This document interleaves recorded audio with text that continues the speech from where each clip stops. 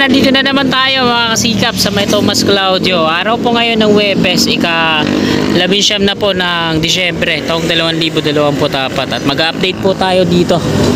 Sakto na napadana ulit ako dito, kaya samantalay na natin yung pagkakataon. So ito na po yung Tomas Claudio. Unahin natin dito sa Skyway Stage 3 Section 2A. So dito po nag-uumpisa yon hanggang doon sa may PUP Santa Mesa kung saan nakakonect na yung NLEX connector. So umpisa na natin mga kasikap. Meron na siyang 4 na pier columns na naporing na dito, tigka kalahati pa lang. So ito yon. Yan, zoom in lang natin. Mababa doon sa unahan, mataas dito sa kaliwa. At doon naman sa kabila din, so pababa na siya, no, kasi yan, no. So imagine niyo na lang, southbound sa taas, northbound dito sa baba, double decker po yan. So ayan po yung alignment ng mga rebar cage nya, patungo yan doon sa may creek. Bali meron siyang 4 na double decker na gagawin dito. So magkakabukod po yan, pero 8 rebar cage po yung nakatirik po dyan, ano. Yan. Ang contractor na gumagawa po dito, ulitin ko lang, Dumduma Construction. So andyan sila sa baba, oh. Yan. Subcontract po sila ng San Miguel Corporation. Project po ito ng San Miguel Corporation, alam naman natin yan, no? So may mga pumapasok lang na mga subcontract kasi sobrang dami na ng mga proyekto ng San Miguel Corporation, kinukulang na sila ng mga tauhan, kaya pumapasok na dito yung mga subcontract. Yan. So ito na ngayon mga kasikap yung progress ngayong araw ng Huwebes, no, patungo dun sa may PUP Santa Mesa. At ayan, nakuna na po natin dito. Bali dito naman tayo sisilip sa kabila, dito sa NCR. So tara, let's go. Nimulan ko to, walang naniniwala sa paligid ko. Ano?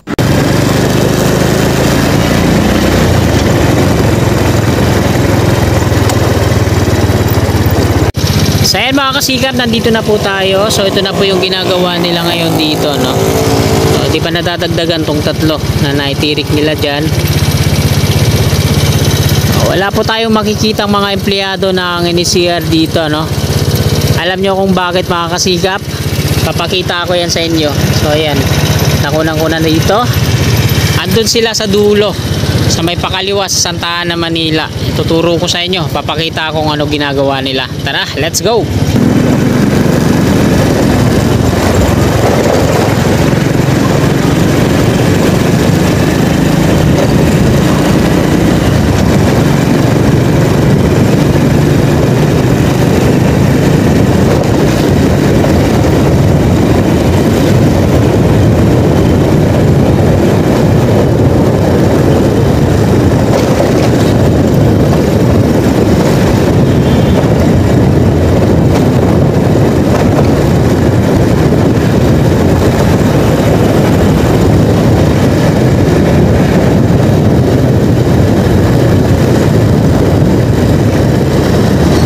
Nandiyan sila mga kasikap sa kaliwa. Ayan. Dito pa lang, tingnan nyo naman, oh. Nandiyan yung mga empleyado nila.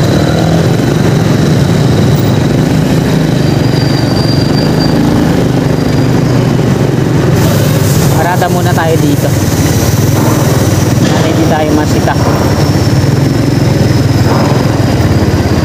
Ilalim po tayo ng double decker, no? Skyway Stage 3 Pandakan, Manila. So ito na. Ayan yung street na yan, paputong Santa Ana, Manila. Galing po yan ng Jesus Street sa may Mabini Bridge. Wala tayong mapwestuhan. Andyan mga kasikap yung nakikita nating crawler crane, chuck excavator, tapos board pile machine na nandoon, ay galing po yan doon sa kabila. Wala tayong masilipan, no?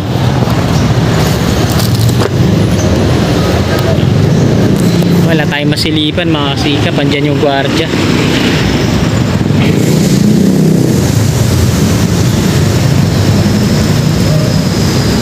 Andyan yung gwardiya tumingin sa akin. So hanggang dito lang yung makukunan natin, yung bakod na yan. Diyan na sila patungong Paco Station na yan. Paco Station na yan doon sa unahan.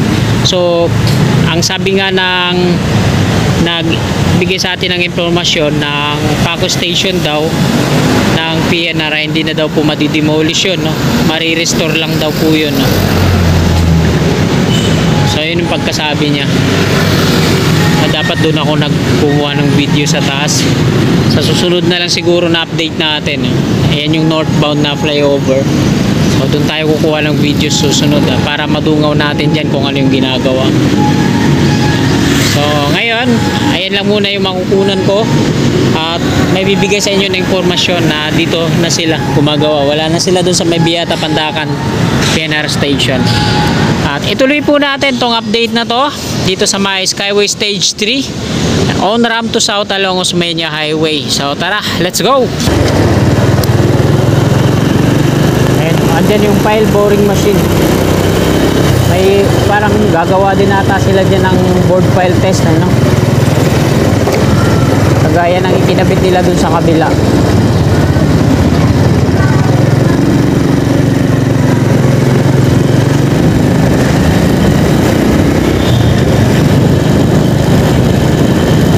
Sa susunod na update natin, aakyat tayo dyan, no, sa kaliwa, sa flyover, tapos dudungawin natin kung ano yung ginagawa nila doon. Sa ngayon kasi di muna ako makakaikot, mamadali na, wala na akong oras.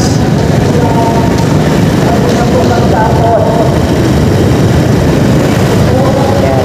Dito na tayo sa may Plaza Azul. Ito yung Quirino Avenue northbound.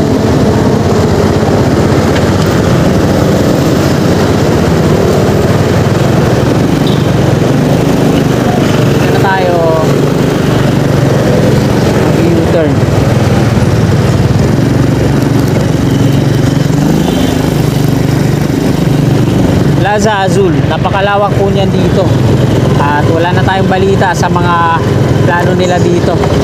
Dugyutin na ulit, ayun, oh. Dami na namang mga anik-anik dyan na pinagdadala ng mga kababayan natin, mga pasaway.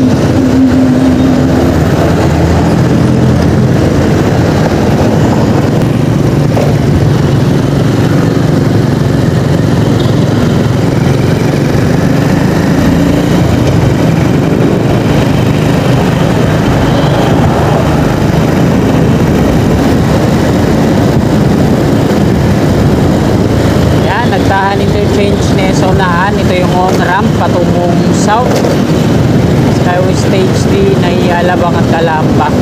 Diretso muna tayo dito sa kanan. Silipin ulit natin yung extension ng off-ramp to UN, no?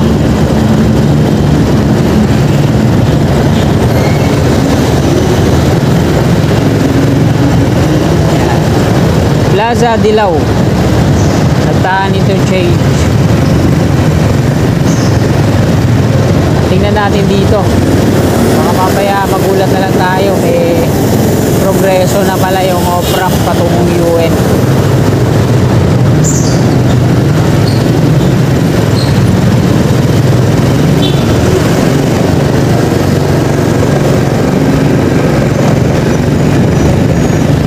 Ito yun.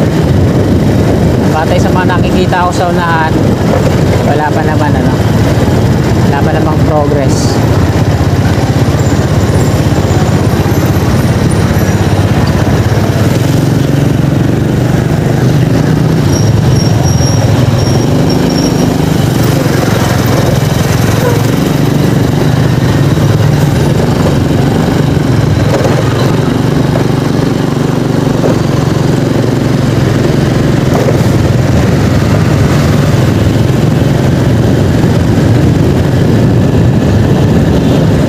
Balik ulit tayo dito. Ayan yung Plaza Dilaw.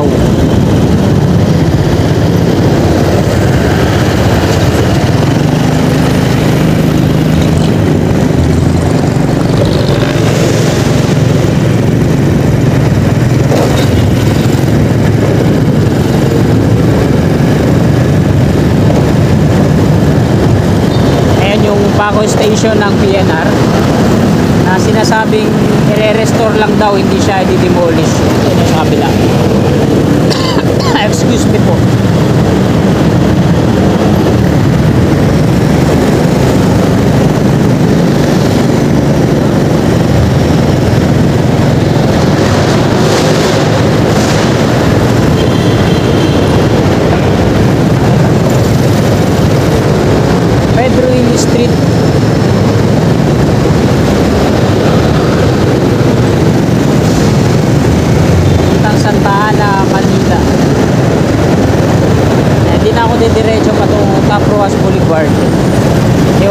naman sa extension, mga butas sa kanan, wala pa akong nakikita mga equipment na gumagalaw dyan.